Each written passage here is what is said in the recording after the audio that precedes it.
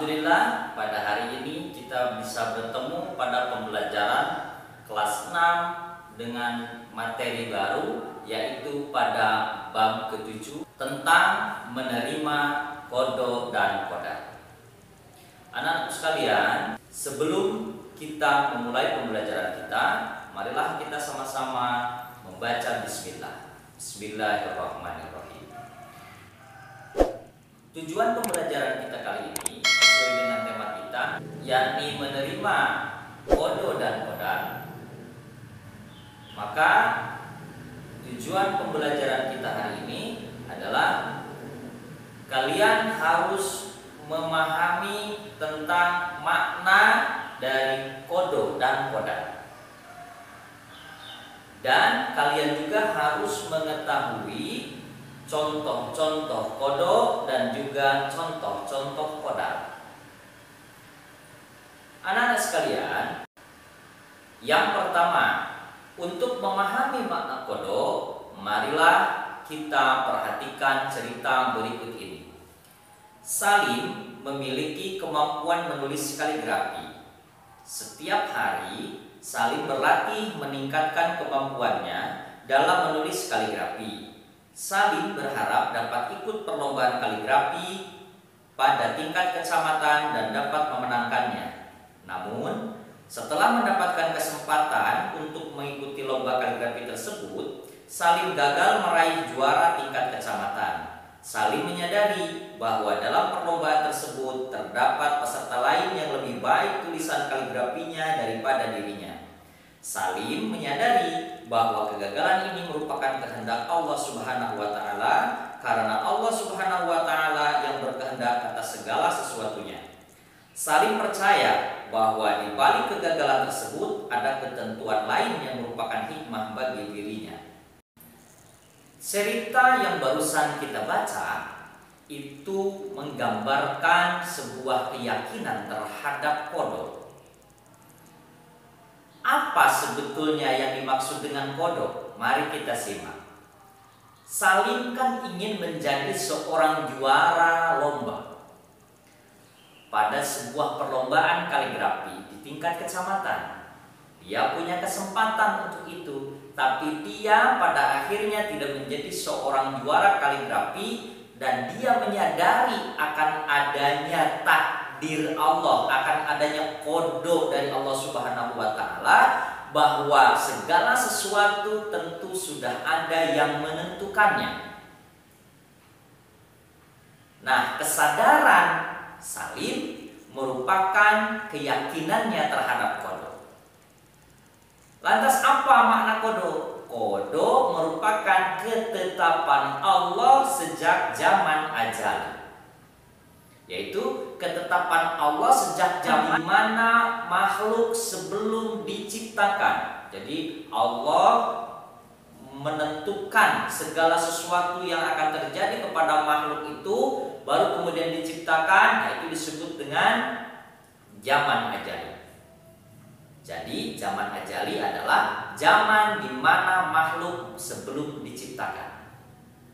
Anak-anakku sekalian, contoh lain daripada qada adalah terbitnya matahari dari sebelah timur, kemudian tenggelamnya ada di barat, lalu kemudian beredarnya planet-planet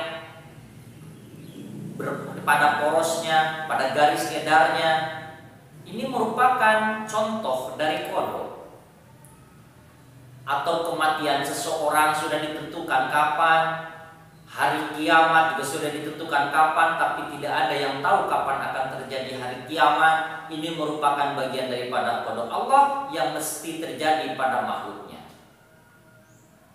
Anak-anakku sekalian, selanjutnya yang kedua, apa makna dari qadar? Untuk memahami arti qadar, mari kita simak cerita berikut ini. Maryam ditunjuk gurunya untuk mengikuti lomba pidato tingkat kecamatan mewakili sekolahnya.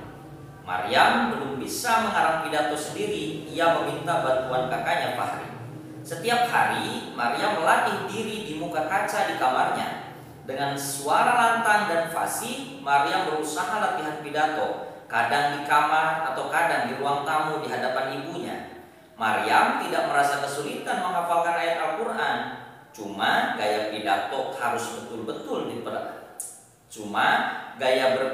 harus benar-benar dipelajarinya. Maryam sering merekam para ustadz atau ustazah yang berceramah di televisi. Maryam masih merasa grogi bila berpidato di depan orang banyak. Oleh karena itu, ia meminta ibundanya selalu mendampinginya saat ia berlatih. Hari pelaksanaan lomba keterampilan agama Islam tiba. Maryam merasa sudah siap lahir dan batin. Ketika namanya dipanggil panitia untuk tampil, Maryam segera ke mimbar dan berpidato sesuai latihan. Panitia memberi batasan waktu 30 menit. Batas waktu itu dimanfaatkan Maryam dengan baik. Maryam membawa pidato dengan tema hormat kepada orang tua. Para penonton memberi tepuk tangan setelah Maryam turun dari mimbar. Tiba saat yang mendebarkan Maryam, yaitu pengumuman juara pidato. Para hadirin dan anak-anak yang berbahagia, kami akan mengumumkan para pemenang pidato. Suara Pak Karim, salah seorang panitia lomba pidato. Maryam dan para peserta lomba pidato lainnya berdebar dan harap-harap cemas.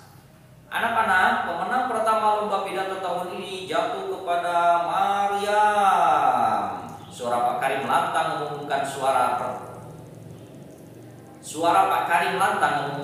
juara pertama pidato. Betapa senangnya hati Maryam mendengar pengumuman tersebut. Maryam sujud syukur.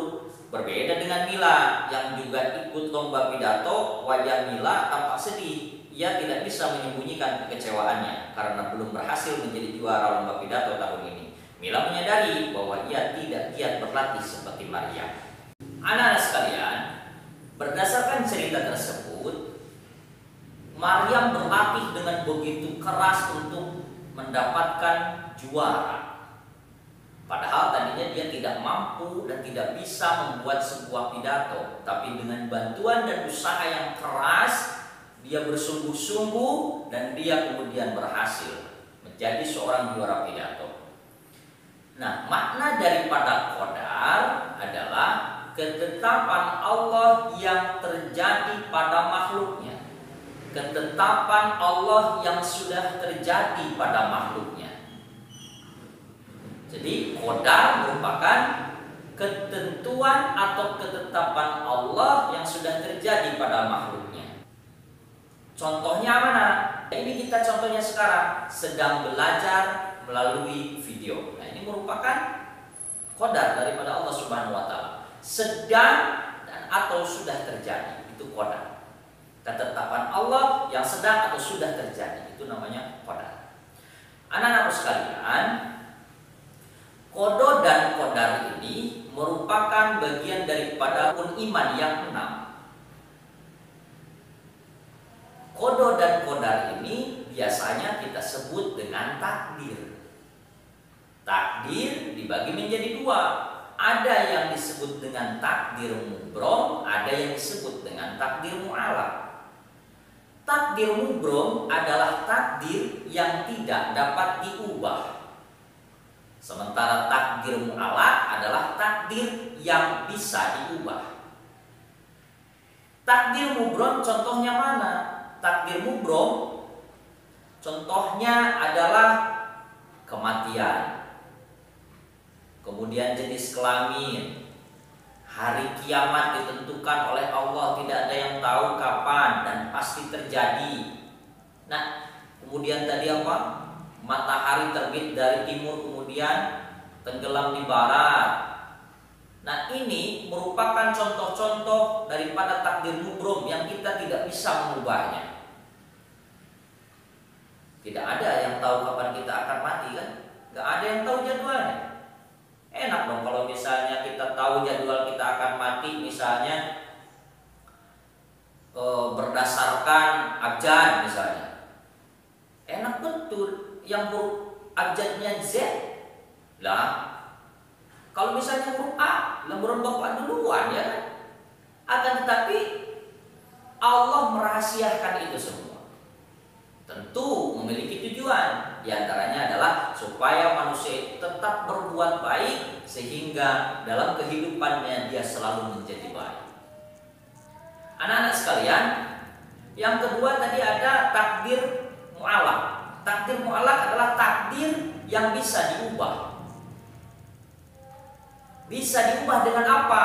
Melalui usaha atau melalui ikhtiar. Melalui ikhtiar. Ikhtiar itu apa? Usaha yang sungguh-sungguh. Contohnya mana? Bodoh menjadi pintar dengan belajar. Miskin menjadi kaya dengan berusaha dan bekerja dengan keras. Sakit bisa menjadi sembuh dengan cara berobat. Hal seperti ini merupakan takdir yang bisa diubah melalui ikhtiar tadi.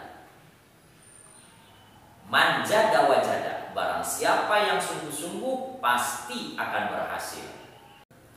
Dan Allah berfirman dalam Al-Quran, Innallaha la yughayyiru ma biqaumin hatta yughayyiru ma bi anfusihim. Allah tidak akan merubah suatu kaum kecuali kaumnya itu sendiri yang mau berubah. Jadi dengan usaha itulah kemudian bisa berubah. Dan jangan lupa, ora eta ora. Usaha disertai dengan doa. Karena doa merupakan bagian daripada senjata kita supaya apa yang kita harapkan menjadi terkabul. Kata Allah, ud'uni astajib lakum.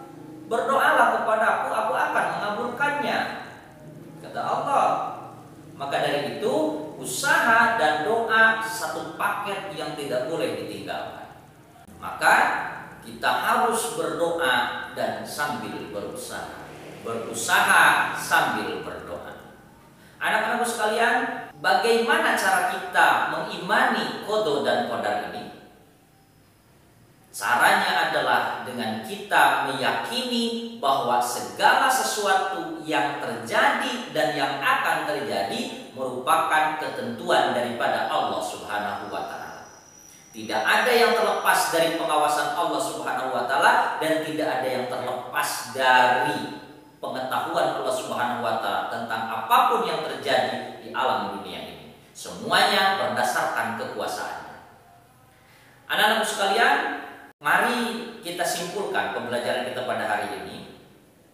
Yang pertama, qada merupakan ketentuan atau ketetapan Allah sejak zaman ajali, yaitu sejak zaman di mana makhluk hidup belum diciptakan. Qadar adalah ketetapan atau ketentuan Allah yang sedang atau sudah terjadi kepada makhluknya. Qada dan qadar merupakan takdir. Takdir dibagi menjadi dua. Ada takdir mubrom, ada takdir mu'allaq. Takdir mubrom adalah takdir yang tidak dapat diubah. Contohnya mati, jenis kelamin, hari kiamat, jodoh. Itu merupakan contoh dari takdir mubrom. Takdir mu'allaq adalah takdir yang dapat diubah dengan cara ikhtiar. Contohnya sakit menjadi sehat dengan cara berobat. Bodoh bisa diubah menjadi pintar dengan cara belajar dengan sungguh-sungguh. Miskin bisa menjadi kaya dengan cara kita berusaha dengan sungguh-sungguh dan giat. Demikianlah pembelajaran kita pada hari ini. Tugasnya adalah silahkan kalian tuliskan pada buku catatan kalian makna dari qada dan makna dari qadar beserta contoh-contohnya. Demikian pembelajaran kita pada